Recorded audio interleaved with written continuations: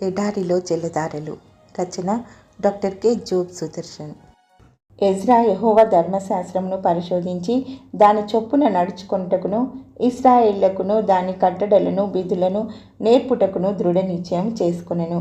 Ezra 7:10. Ezra తన దగ్గరే పని ప్రారంభించాడు. అందరికంటే ముందే తన హృదయాన్ని సిద్ధపరచుకున్నాడు. ఈ ఉజ్జీవం అతనితోనే ప్రారంభమైంది. విజయవంతమైన ఉజ్జీవాలన్నీ ఇలాగే ప్రారంభమవుతాయి. యెహోవా ధర్మశాస్త్రాన్ని వెదకడంలో తన మనసు నిలిపాడు.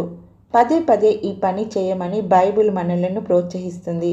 మొదటి కీర్తనలో యెహోవా ధర్మశాస్త్రంలో ఆనందిస్తూ దివారాత్రులు దానిని ధ్యానించే ధన్యజీవిని గూర్చి చదువుతాం.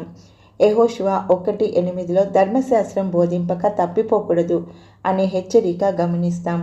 ఎజ్రా మరో అడుగు ముందుకు వేశాడు. అతడు యెహోవా ధర్మశాస్త్రమును పఠించి అధ్యయనం చేయడం మాత్రమే కాదు, దానికి విధేయుడయ్యాడు కూడా. ధర్మశాస్త్రానికి విధేయత చూపకుండా అందులో ప్రావీణ్యత సంపాదించడం వల్ల అంత విలువ ఉండదు. ఎజ్రా విధేయుడు అయ్యాడు, అంతేకాదు ఇతరులకు బోధించాడు కూడా. విధేయత చూపి బోధించే విషయంలో యేసు ప్రభు మనకు చక్కని ఆదర్శం. ఆయన తండ్రి చిత్తానికి విధేయుడై అన్ని విషయాలలో ఒక పరిపూర్ణ సేవకుడుగా నిలిచాడు. మత్తయి 26:39. ఆయన గొప్ప బోధకుడు కూడా.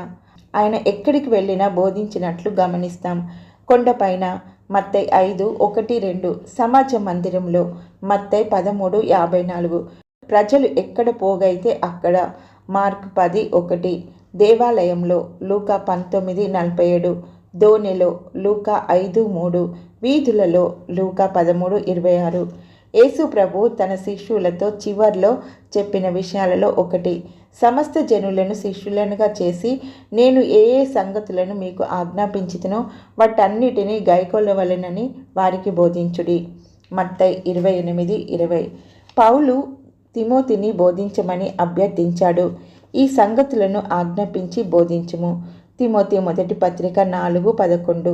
నా వలన వినిన సంగతులను ఇతరులకు బోధించుటకు సామర్థ్యం గల నమ్మకమైన మనుషులకు అప్పగింపుము. తిమోతి రెండో పత్రిక 2:2. దేవుని పిల్లలు పాటించవలసిన సరి అయిన క్రమం ఇక్కడ ఉన్నది.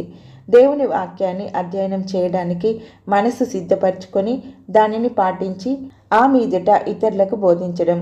ఎజ్రా సరి అయిన పద్ధతి అనుసరించాడు.